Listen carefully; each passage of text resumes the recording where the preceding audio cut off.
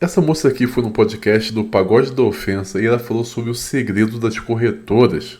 E vocês vão saber qual é.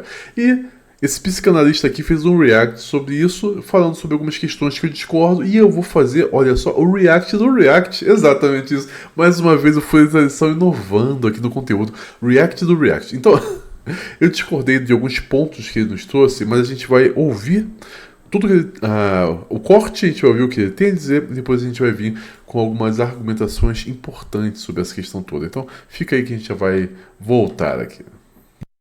Quando eu era corretora, eu pegava uns clientes nas casas que eu ia apresentar. Que? O tanto de imóvel que eu já vendi só na saia, sabe qual que é o truque, né? Qual? Levanta a saia e coloca. Todos compram, é sucesso. Esse é o segredo das corretoras que nenhuma vai te contar. Você tá entendendo o quanto que a internet é doente? Você tá ali navegando tranquilamente, né, no final do seu dia, depois de um dia cansado de trabalho, e aí você vai lá, tá passando o Reels ali, scrollando, e de repente aparece uma fala dessa. E aí o cara é casado com uma corretora e tava tudo bem no relacionamento dele, só que aí ele vai lá, ouve isso e planta aquela pulguinha atrás da orelha dele.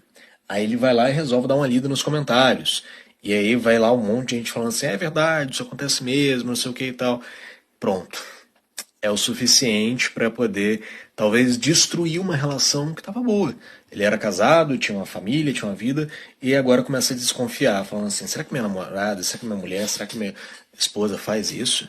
Será que ela levanta a sainha para poder vender? Será que é isso que acontece? E eu tô pegando esse vídeo aqui como exemplo, mas assim, tem 1 milhão de outros vídeos falando mais um monte de outra abobrinha sobre qualquer outra profissão, sabe? E hoje a gente tem pessoas que simplesmente por alguém ser enfermeira, por exemplo, jamais vão querer namorar. Ou alguém que, pelo cara ser policial ou ser personal, não pode também namorar, não pode se relacionar. Porque a internet está destruindo a gente. A internet está fazendo a gente criar vilões, assim, como se fosse É isso, a gente reduz a pessoa àquele vídeo, né? Aquela fala, aquela coisa que viraliza. E esses criadores de conteúdo, eles sabem o que eles estão fazendo. Eles não estão fazendo isso dele de bobeirinha, não. Esse corte não surgiu por acaso. Esse corte surgiu porque eles perceberam ali um potencial de dor para que as pessoas pudessem olhar, se identificar e compartilhar. No final, só isso que eles querem, compartilhamento para poder vender algum cursinho, vender alguma coisinha, para poder ganhar dinheiro, e você está destruindo a sua relação, está destruindo o seu psicológico, a sua sanidade, a sua saúde mental, porque você fica olhando esse monte de vídeo porcaria e destruindo a tua vida em troca de um likezinho para eles. Quando eu Bom, eu discordo profundamente do Marcelo. Eu acho que a primeira coisa que a gente precisa trazer aqui sobre a minha discordância é que nós temos uma série de estudos que comprovam exatamente que quando você tem um homem ou uma digníssima em um ambiente de trabalho com predomínio do sexo 3 pontinhos oposto, isso favorece a infidelidade das pessoas. Isso acontece por uma série de questões, como observar pessoas que são muito mais bem-sucedidas do que seu cônjuge, o contato direto com pessoas do oposto, né? Faz com que você observe as qualidades dela e você faça um comparativo com o seu cônjuge. Então, quando a gente diz que sobre a questão da infidelidade das enfermeiras, isso não é de forma alguma um preconceito ou uma mentira. Ao contrário, são fatos. Nós temos muito bem documentado sobre as profissões que apresentam o maior índice de divórcio e o maior índice de infidelidade. Infelizmente, as enfermeiras estão nessa lista das profissões que mais apresentam infidelidade. Você argumenta que por causa desse corte, ou de cortes assim, de um conteúdo assim, isso poderia levar as pessoas que têm um relacionamento bom entre aspas, porque é o que você está dizendo que seria, e uma vez tendo contato com esse tipo de conhecimento, essa pessoa tenderia a largar o seu cônjuge.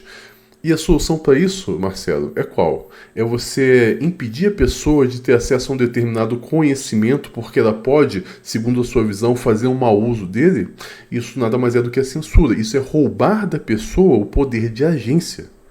A pessoa tem o direito de ter contato com conhecimentos diversos e poder tomar as suas decisões e julgar o que quer fazer. A solução para uma atitude que você considera errada não é impedir a pessoa e roubar o direito da pessoa de ter o conhecimento, mas é ensinar a pessoa a usar adequadamente tal conhecimento. Nós precisamos amadurecer os indivíduos para que eles possam ter vidas plenas e não mantê-los em um estado de infantilidade, de demência, de alienação sobre os fatos da vida, com uma forma dessa pessoa estar dentro dos padrões que você considera normais ou que deveriam ser dessa forma.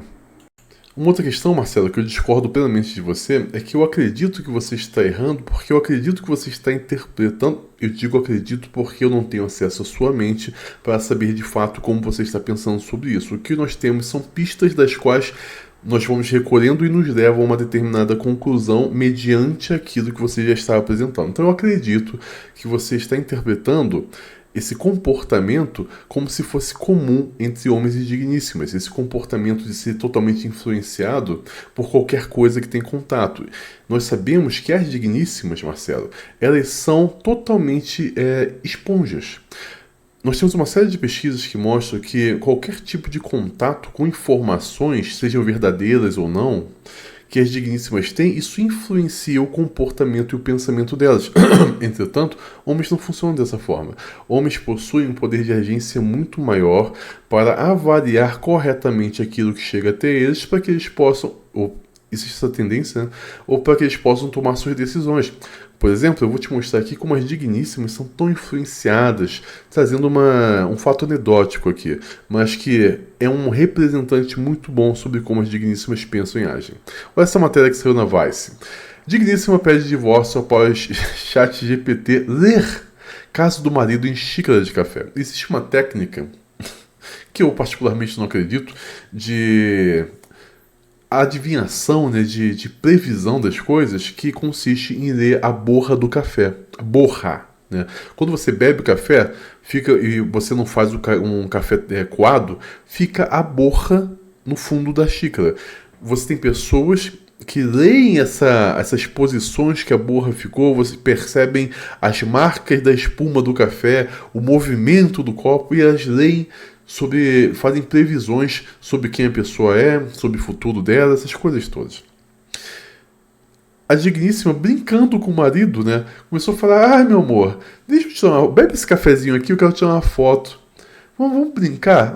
Tá bom. Aí o marido bebeu o café, ela tirou a foto e pediu o ChatGPT. ChatGPT, faça uma interpretação segundo essa técnica que eu esqueci o nome agora, e me diga o que está acontecendo com meu marido. E o ChatGPT fez essa leitura e falou assim: olha, o seu marido, ele está te traindo. E ele está te traindo com uma digníssima que o nome dela começa com a letra E.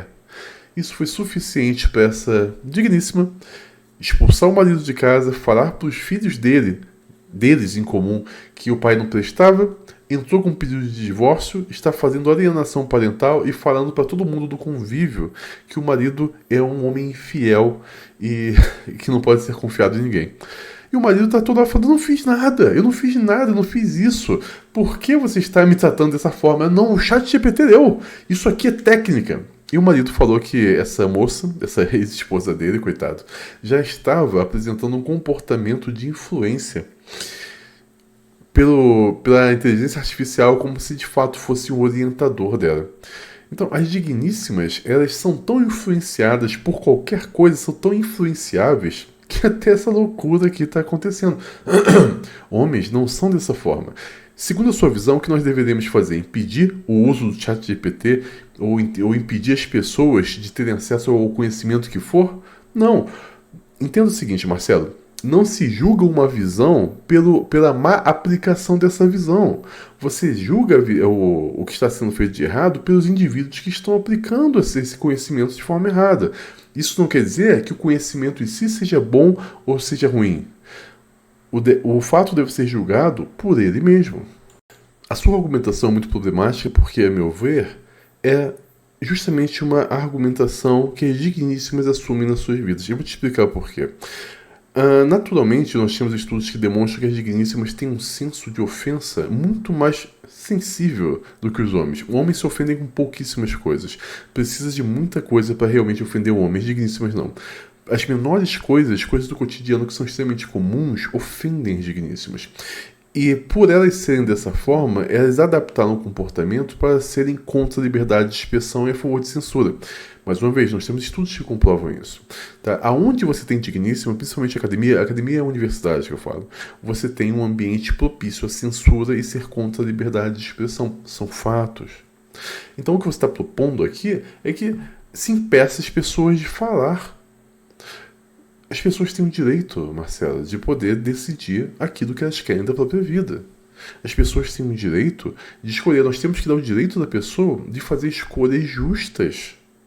Escolha justa é aquilo que ela decide qual é o melhor para si sobre o que elas querem. Ou então a única forma de eu manter um relacionamento é mantendo uma pessoa ignorante sobre determinados fatos. Isso não é, de forma alguma, algo bom. Eu vejo muito ares e paralelos do seu discurso sobre o que nós vemos hoje nas mídias sociais, sabe?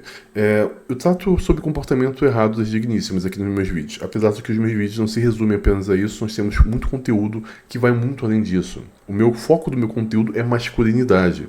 E apresentar o comportamento errado das digníssimas faz parte da questão da masculinidade. É como um pai ensina um filho sobre como lidar e agir com digníssimas em sua vida. Mas, voltando... O seu discurso tem muito eco sobre o comportamento das digníssimas. Existe toda uma vontade de censurar qualquer coisa que os homens digam hoje, porque as digníssimas falam, se você falar isso, os homens vão acabar os relacionamentos, eles vão acabar comigo. Tá, e daí? Eles não podem?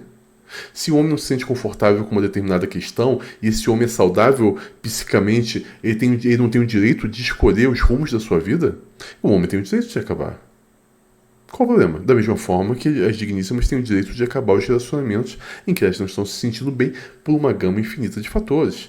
Se uma digníssima não está feliz, ela não tem o direito de acabar esse namoro, esse relacionamento, ou você é contra isso, ou a solução para isso seria esconder dela determinados fatores que a gente sabe que pode levá-las a um término. Eu acredito que você não seria a favor disso. Mas por que você é a favor, então, de a gente esconder determinadas coisas que podem fazer um homem pensar e raciocinar sobre o que ele quer? Eu sou totalmente contra. Nós temos que permitir que as pessoas façam escolhas livremente. Isso é o amadurecimento, isso é cura. Não é impedir as pessoas de saberem algo. É isso que eu penso. Só que, infelizmente, nós vivemos numa sociedade hoje que quer silenciar a voz da verdade. E talvez isso seja uma das piores coisas que pode acontecer.